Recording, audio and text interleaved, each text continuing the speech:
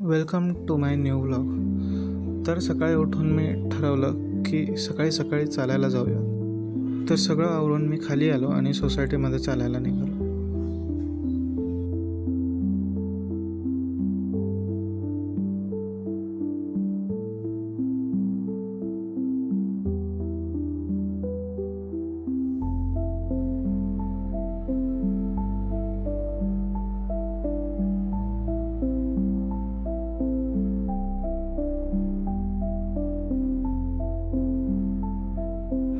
आणि फिरणं झाल्यानंतर मी फ्रेश होऊन ब्रेकफास्ट केला.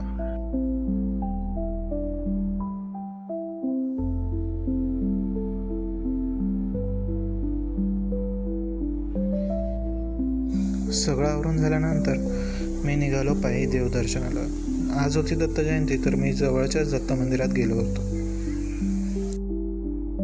अशा प्रकारे माझी सकाळची सुरुवात झाली.